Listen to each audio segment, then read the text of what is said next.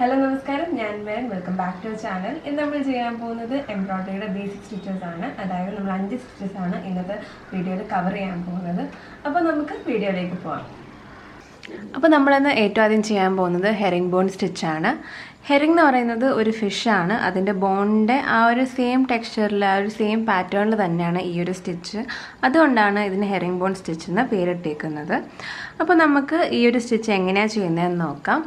ഈ ഒരു സ്റ്റിച്ച് നമ്മൾ രണ്ട് പാരലൽ ലൈൻസിന്റെ നടുക്കൂടെയാണ് ചെയ്യുന്നത്. അതിനു വേണ്ടിയിട്ടാണ് ഞാനൊരു റെഫറൻസ് ലൈൻസ് വരച്ചിരിക്കുന്നത്. അപ്പോൾ ഏറ്റവും ആദ്യം തന്നെ എന്താ ചെയ്യേണ്ടതെന്ന് വെച്ചാൽ നമ്മൾ ഈ സെക്കൻഡ് ലൈനിൽ നിന്ന് നമ്മൾ നീഡിൽ മേളിലേക്ക് എടുക്കുകയാണ് ചെയ്യുന്നത്. എന്നിട്ട് എന്താ ചെയ്യുകയെന്ന് വെച്ചാൽ നമ്മൾ ഈ ഫസ്റ്റ് ലൈനിൽ നിന്ന് ഒരു ചെറിയൊരു ബാക്ക് സ്റ്റിച്ച് നമ്മൾ എടുക്കുകയാണ് ചെയ്യുന്നത്. എന്നിട്ട് നമുക്ക് ത്രെഡ് അതിൽ കൂടെ വലിച്ചെടുക്കാം. അതുപോലെ തന്നെ ഇനി താഴെ വീഴുമ്പോൾ എങ്ങനെയാണെന്ന് വെച്ചാൽ താഴെ ഒരു ഈക്വൽ ഡിസ്റ്റൻസ്, ഈ പോയിൻറ്റും ഈക്വൽ ആയിരിക്കണം.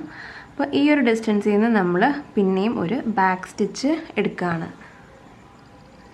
ഇതേ രീതിയിൽ നമുക്ക് ഈ ലൈൻ ഫുള്ള് ചെയ്തെടുക്കാം.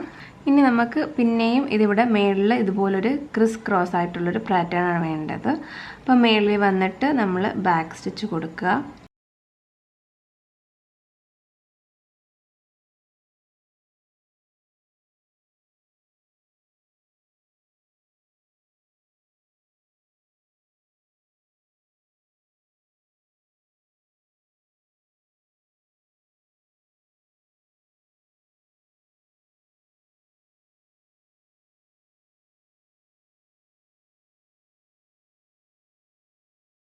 ഇനി നെക്സ്റ്റ് ചെയ്യാൻ പോകുന്നത് double herring bone സ്റ്റിച്ചാണ്.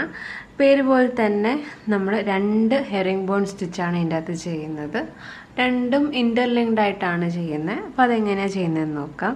Same method തന്നെയാണ്. നേരത്തെ നമ്മൾ എങ്ങനെയാണോ ഹെറിംഗ് ബോൺ ചെയ്തത് അതുപോലെ തന്നെ ഒരു ലെയർ ഫുള്ള് കംപ്ലീറ്റ് ചെയ്യുക.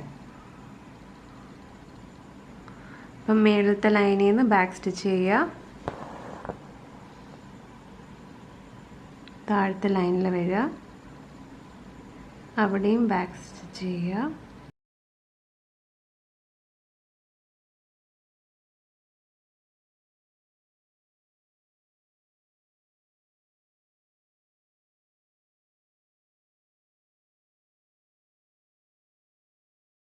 അപ്പോൾ നമ്മൾ ആദ്യത്തെ ഹെറിംഗ് ബോൺ സ്റ്റിച്ച് ചെയ്തു. ഇനി രണ്ടാമത്തെ ചെയ്യണം. അതെങ്ങനെയാണ് ചെയ്യുന്നതെന്ന് വെച്ചാൽ ഈ ഓരോ ക്രോസിൻ്റെയും ഗ്യാപ്പിലാണ് നമ്മൾ അടുത്ത ഹെറിംഗ് ബോൺ സ്റ്റിച്ച് ചെയ്യുന്നത്.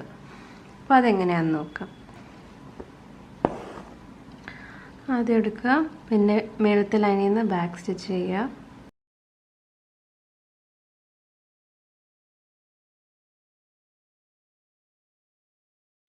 ഓരോ ക്രോസിൻ്റെ നടുക്കായിട്ട് നമ്മൾ അടുത്ത ഹെറിംഗ് ബോൺ സ്റ്റിച്ച് ചെയ്യുക. അപ്പം നല്ലൊരു ഭംഗിയാണ് കാണാൻ, കണ്ടല്ലേ?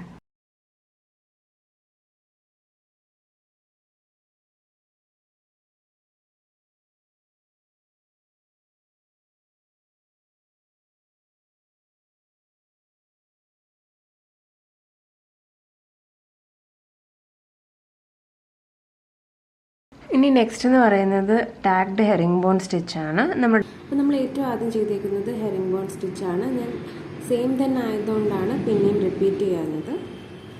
ഇനി നമുക്ക് ഇതിൻ്റെ അകത്ത് ടാഗ് ചെയ്ത് കൊടുക്കണം. അതെങ്ങനെയാണെന്ന് വെച്ചാൽ ഈ ക്രോസ് ഉണ്ടല്ലോ, ഓരോ ക്രോസും ഇതിൽ നമ്മൾ ചെറിയൊരു സ്റ്റിച്ച് ഇട്ട് കൊടുക്കുകയാണ് ചെയ്യുന്നത് ഈ ഒരു ഡിസൈനിൻ്റെ അകത്ത്. അപ്പോൾ അതെങ്ങനെയാണെന്ന് നോക്കാം. അപ്പോൾ ഈ ഒരു ക്രോസിൻ്റെ നമ്മൾ എങ്ങനെ ചെയ്യേണ്ടതെന്ന് വെച്ചാൽ ഇതിൻ്റെ ഏറ്റവും അറ്റത്തെ പോയിന്റിൽ നിന്ന് നമ്മൾ ത്രെഡ് നീഡിൽ എടുക്കുകയാണ് ചെയ്യുന്നത്. എന്നിട്ട് ഈ ക്രോസിൻ്റെ ഈ കറക്റ്റ് ക്രോസ് വരുന്നതിൻ്റെ ആ ഭാഗത്തായിട്ട് നമ്മൾ നീഡിൽ പിന്നെയും താത്തിറക്കുക ചെയ്യുന്നത്. അപ്പം ഇങ്ങനത്തെ ഒരു നല്ലൊരു ഡിസൈനാണ് കിട്ടുന്നത്. ഇതേ രീതിയിൽ നമുക്ക് മുന്നോട്ടുള്ള എല്ലാ ക്രോസും ചെയ്തെടുക്കാം.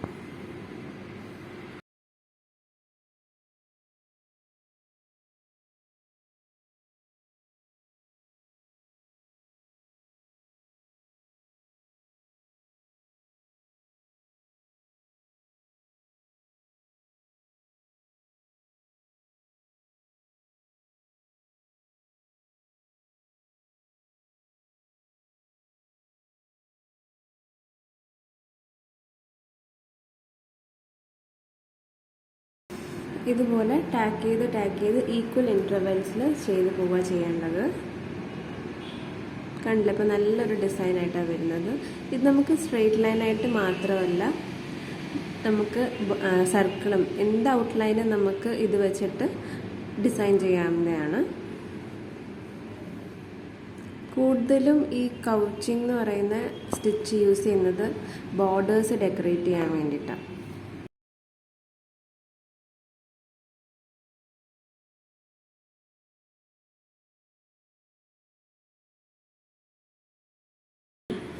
ഇനി നമ്മൾ ഇപ്പോൾ ഈ സ്റ്റിച്ചെല്ലാം നമ്മൾ ഇട്ട് കഴിഞ്ഞു. ഇനി ഈ ലൂസായിട്ടുള്ള ത്രെഡിൻ്റെ അകത്ത് നമ്മൾ പിന്നെയും നീഡിലിടുക. എന്നിട്ട് നമ്മൾ താഴത്തേക്ക് കൊണ്ടുപോവുക. എന്നിട്ട് താഴെ ചെന്നിട്ട് നോട്ട് ഇടുക. ഇത്രയേ ഉള്ളൂ ഈ ഒരു സ്റ്റിച്ച് ചെയ്യുന്ന രീതി.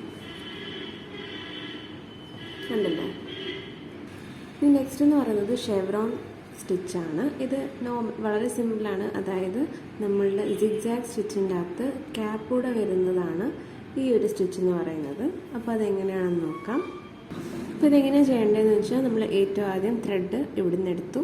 എവിടുന്നാണോ സ്റ്റാർട്ട് ചെയ്യേണ്ടത് ക്യാപ്പിൻ്റെ ആ ഒരു ലെങ്ത്താണ് നമ്മൾ ഈ എടുത്തേക്കുന്നത്. അപ്പം ക്യാപ്പിൻ്റെ കംപ്ലീറ്റ് ലെങ്ത്തിന് എവിടെയാണോ വേണ്ടുന്നത് ആ ഒരു പോയിന്റിൽ നമ്മൾ നീഡിൽ ബാക്ക് സ്റ്റിച്ച്, ഒരു പകുതി ബാക്ക് സ്റ്റിച്ച് ചെയ്യണം. ഇതുപോലെ.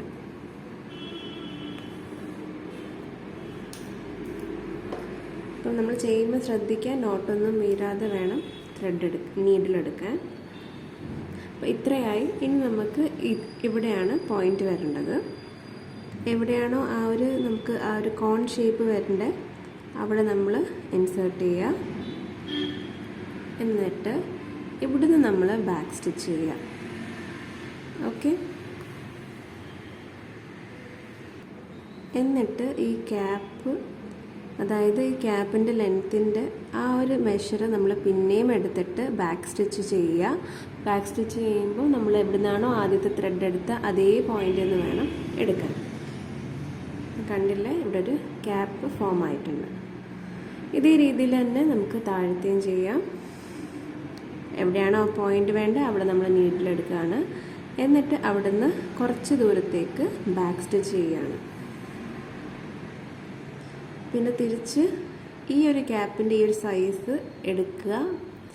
എന്നിട്ട് പിന്നെയും ബാക്ക് സ്റ്റിച്ച് ചെയ്യുക. കറക്റ്റ് ആ ഒരു പോയിന്റിൽ തന്നെ എടുക്കണം നമ്മൾ നീഡിൽ. അപ്പോഴേ ആ ഒരു ഭംഗി വരത്തുള്ളൂ. പിന്നെയും അത് തന്നെ ഈ പോയിന്റിൽ എവിടെയാണോ ആ ഒരു കോർണർ പോയിന്റ് വേണ്ട ആ ഒരു പോയിന്റിലാണ് നമ്മൾ നീഡിൽ ഇടുന്നത്.